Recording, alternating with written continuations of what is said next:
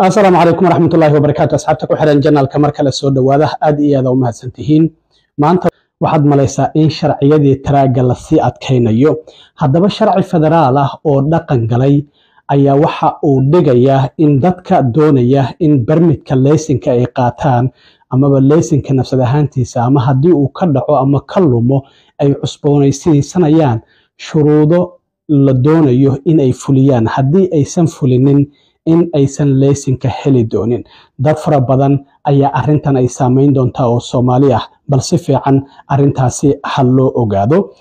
sidoo kalena waxaa jirta in dawladda ay digniin u dirayso dadka green card ka haysta iyo kuwa viisayaasha iyaguna wadanka sida kuwa waxbarashada ku jooga ayaa loola jeedaa haddii ay sharciga Mareykanka ay ku xadgudbaan ay jabiyaan in macnaheedu ay tahay in laga laabanayo viisaha ama green card-ka wadankana laga masaafurinayo dawladda sidoo kale waxa ay sheegtay in waaxda migration ku qaabilsan USCIS-ta iyo ICE in ay baaritaano guud ahaan wadanka uga sameynayaan waxa ay ku tilmaameen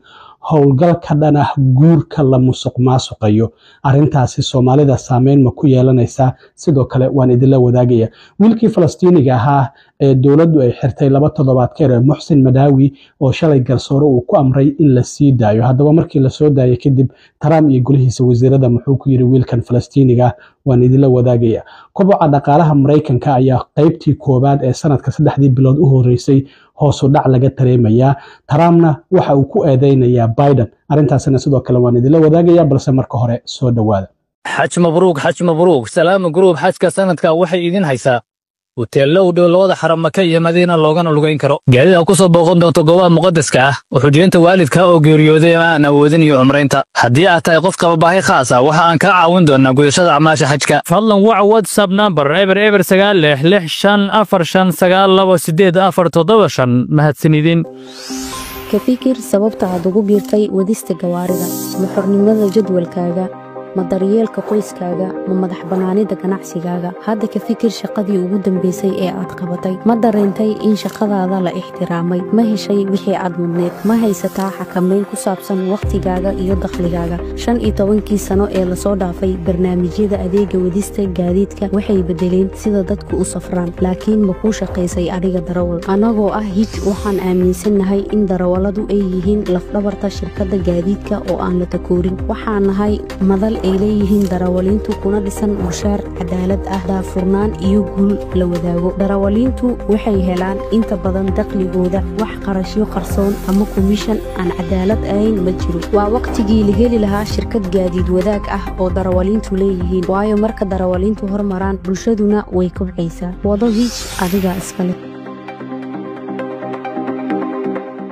sharciyada dhinaca leysinka taraagyada waa la sii adkeynaya waxaan ogeyn 2 maalin ka hor Trump inuu saxiixay wareegto uu leeyahay qofka taraaga wadaya waa inuu luqadda Ingiriiska ku hadli karaa qori karaa isla markaana aqrin karaa hadda waxaa jirta markaa sharci kale oo 20kii bishii saddexaad dhaqan galay oo guud ahaan federaali ah kaasi oo qofku hadii uu doonayo barmidka marka koobaad oo imtixaanka koobaad ee su'aalaha uu ka gudbayo oo barmidka la siinayo in ay marka uu baaso loo baahan yahay inuu la yimaado marka leysinka uu qaadanayo hadii uu ka lumo hadii uu cusboonaysiisanayo ayaa loo baahan yahay in arintan uu ka soo baxo waxa ay tahay in uu cadeeyo inuu Mareykanka degan yahay haddana gobolka uu ka sii degan yahay in uu cadeeyo arintaasi waa arin muhiim ah dhamaanba goobaha leysinada laga qaato waraaqo ayaa la dhigay oo qofku hadii uu CDL haysto horey looga dhiibaya oo la leeyahay shuruudahan waa inaad soo buuxisaa waxa jira dad fara badan oo gobol aysan deganeyn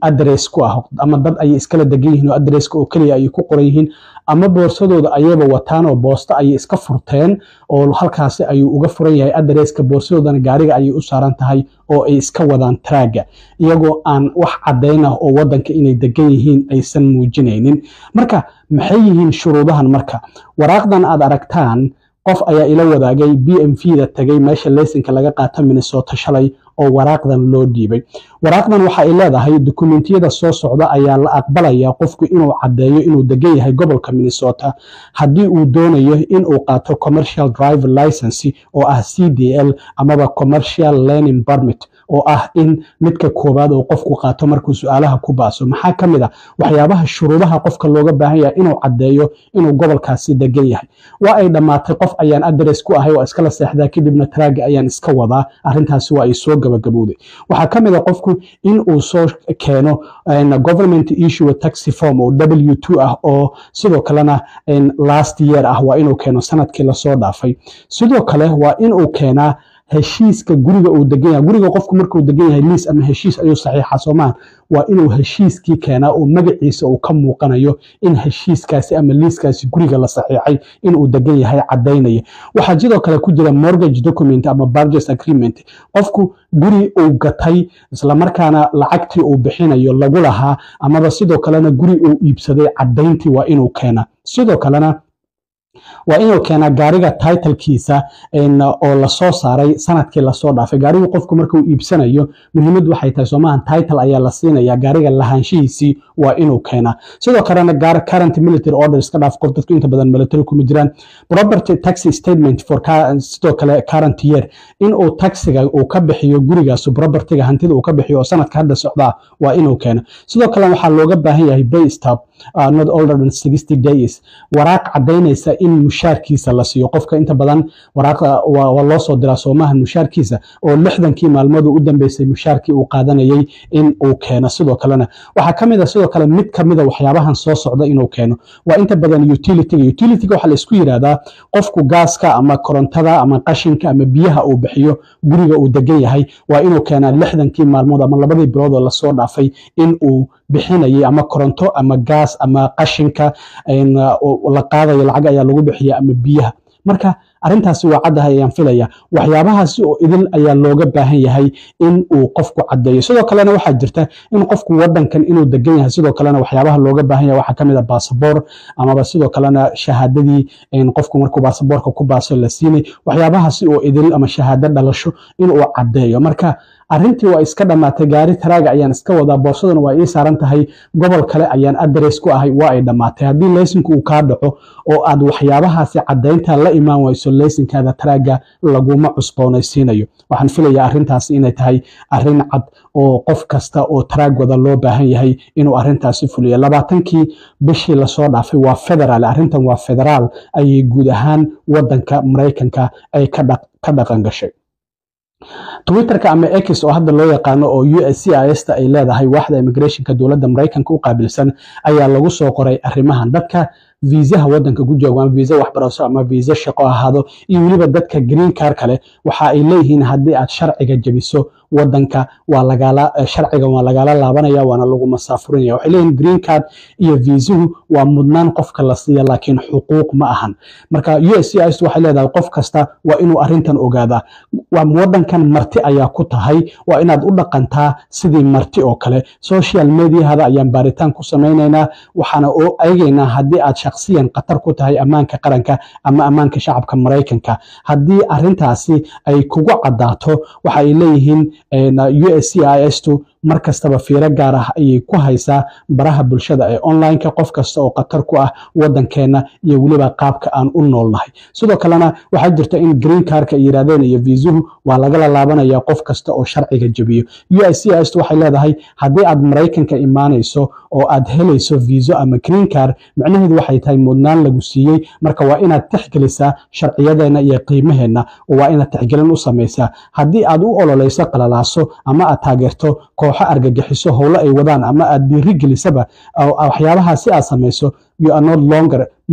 eligible ma u tihid inaad joogto Mareykanka inta badan waxa loola jeedaa hadda ardayda jaamacadaha dhiganaysay oo viisaha waxbarasho ama visa ama green card-ka la siiyay sida hadda wiilkan aan idin soo wado ee Muxsin Madaawi oo isagu shalay la soo daayay ayaa loola golnayaa marka dadka green card-ka haysto taxadar muujiya haddii aad sharciga Mareykanka jabiso macnaha dawladda Trump waxay leedahay sharcigaasi waan kala laabanayna sidoo kale arrintan Soomaalida ma qusaynaysa USCIS waxay leeyihiin ay kala shaqeynayaan baaritaano ay ku sameynayaan in guud ahaan wadanka laga sameeyo guurka la musuqmaasuqay howlgal la xiriira guurka la musuqmaasuqay arrintan Soomaalida waxaan filayaa inay sameeyso oo ah in la gato la yiraahdo lacag si wadanka ayaan ku keenaya ama dadka wadanka sharci darrada ku soo galay ay yiraahdaan war sharciyan ku qaadanaya ee aan isku guursanno arrimahaasi ayaa hadda baaritaan lagu samaynaya waxa ay leeyihiin US Citizenship and Immigration Serviceska arrintan door weyn ayay ka ciyaarayaan baaritaankan waxaa sidoo kale la shaqaynaya ICE waxaa la shaqaynaysa sidoo kalena Department of State of Diplomatic Security Service ayaa la shaqaynaysa US Attorney of Maryland marka 10 qof ayaa ilaa hadda loo soo xiray ayaa la leeyahay arrintaasi oo musuqmaasuqaasi lagu helay marka arrimahaas baaritaan ayaa lagu sameynaya haddii guur musuqmaasuq ah aad Mareykanka ku timid macnaheedu waxay tahay in lagu xiri karo maxaa yeelay immigrationku waxa uu xaq u leeyahay haddii Mareykanka imaashihiisi aad been ka sheegtay ama sharci aad qaadatay aad been ka sheegtay in sharcigaasi lagala laaban karo wadankana laga masaafurin karo arrintaasi dowladda Mareykanku xaq ayay u leedahay ugu dambeyntii wiilkii Falastiiniga ahaa ee Muhsin Madawi oo 2 toddobaad ka hor isagoo baasaboorkiisa interviewgii uu u gali lahaa Colchester Vermont ku galaya ayaa ciidamada ICE ay gacanta ay ku dhigeen haddaba wiilkaasi shalay garsoore ayaa waxa uu amray in la soo daayo garsoorahaasi Geoffrey Crawford ayaa la yiraahdaa waxa uu yiri waxa ay noo cad in Muhsin Madawi oo 34 jir ah uusan qatar ku ahayn shacabka Mareykanka isla markaana wadanka inuu ka cararo uusan qatar ugu jirin 15 sano ayuu ama 10 sano ayuu wadanka deganaa isagoo interviewgiisii galaya bishii hore 14 ayaa la qabtay shalay markii la soo daayay taageerayaashiisa uu ololeynayay in la soo daayo ayuu la hadlay waxana uu sheegay inuusan wax dambi lahayn wali maxkamaddu waa ay socotaa laakiin damaanad ayaa hadda lagu soo daayo oo banaanka uu ka yimid waxana shalay markii banaanka uu soo baxay uu yiri waxaan doonayaa inaan fariin cad u diro waliba cod aad u dheer anigoo ku hadlaya Trump iyo golihiisa wasiirada idee kama baqaya ee ogaada ayuu yiri qareenadiisna waxay sheegeen inay u dagaalami doonaan sidii uu u cadeyn lahaa inuusan wax dambiya uusan lahayn dowladdu waxay tiri waxaan sidoo kale doonaynaa qof kasta oo siyaasadaheena arrimaha dibadda ka hor imaanaya inaan wadanka ka masaafurino marka Maxamuud Qaliil isagu wali Louisiana ayuu ku xiran yahay wiilkan Muhsin Madawi gobolkii lagu qabtay ee Vermont lagama saarin oo gobol kale lama geeynin sidaa darteed ayaa qareenadiis waxay shalay ku guuleysteen in damaanad lagu soo daayo xilli waliba kiiskiisa uu sii soconayo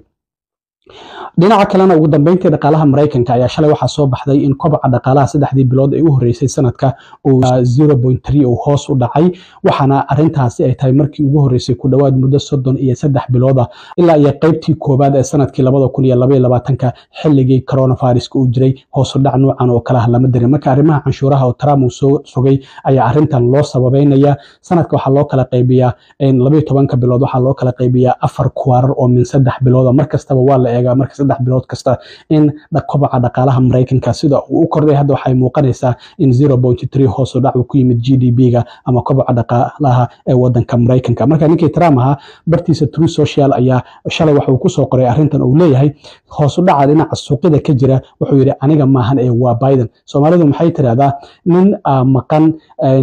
wixii loo tago waa nin jooga ceebtiisa Soomaan Trump marka wuxuu leeyahay arrintan Biden ayaa sababay isagoo iska fogeynaya in canshuurta uu ku soo rogay wadamada caalamka ay arrintan ay sabab u tahay marka wuxuu yiri aniga ilaa iyo January 20keeda xilka lama wareegin sidoo kalena canshuurtii aan ku soo rogay wali ma aysan dhaqan galin marka wuxuu yiri arrintan nambaradan wuxuu yiri waa Biden ayaa sababay sidoo kalena wuxuu yiri dhaqaalaha Mareykanka kor ayuu u soo laaban doonaa si aan wiligeed la arkin waxana 445% uu ku soo rogay alaabihii ka imaanay wadanka Shiinaha marka wuxuu yiri Biden arrimahan uu nooga tagay marka hore waa in iska sifeynaa dhaqaalaha Mareykankana kor ayuu u soo kobci doonaa waxana uu sheegay oo dadku ugu baaqay inay dulqaad muujiyaan marka Trump waxa uu leeyahay arrintan Biden ayaa u sabab Biden 3 bilood ka hor ayuu xilka ka degay isaga ayaa xilka hayay marka waxa uu diidan yahay inuu canshuurtan uu soo rogay ayaa sabab u ah hoos u dhaca kobaca dhaqaalaha Mareykanka 3 bilood u horeysay sanadka 2025 marka Biden ayuu dusha ka saaray xilliga ololaha doorashada uu ku jiray waxa uu sheegay korokaca suuqyada ka jiray saamiyada in maadaama isagu uu hogaaminayay xilligaasi nambarada uu sheegay in maadaama in la dooran rabo darteed suuqyadu ay kor u kaceen marka xilliga uu Biden joogay waxa uu dhahayay suuqyada korokacooda aniga ayaa la dooran rabaa sabab u ah hadda uu Biden maqan yahayna markii suuqyada hoos u dhaceen waxa uu leeyahay Biden ayaa sabab u ah marka waxay muuqataa inuu meegeed uu qabsado uu la yahay ninkii Trump ahaa shalayna golaha wasiirada ayuu kulan la yeeshay waxa la sugotay ninkii Elon Musk ahaa oo muddadii 130 maalmood ay u sii dhamaanayso oo loo magacaabay Department of Government Efficiency oo Special Government Employee la yiri halkaasi ayuu Trump iyo golihiisa wasiirada ay ku sagootiyeen iyadoo waliba hadda la leeyahay Tesla oo dadka saamiyada ama sheerka kule waxay doonayaan in ay CEO kale ama madax qof ay shirkadda uga dhigaan ay raadinayaan maadaama ninkan dhinaca dawladda uu u batay oo saamiyadiina amaba sheerarkiina ay hoos u dhaceen iyo qiimihii waliba shirkadda Tesla aad iyo aad u mahadsantiin asxaabta intaan mar kale kulmi doono waa saaxiibkeen cilmi waaro idin la sida iyo nabadgelyo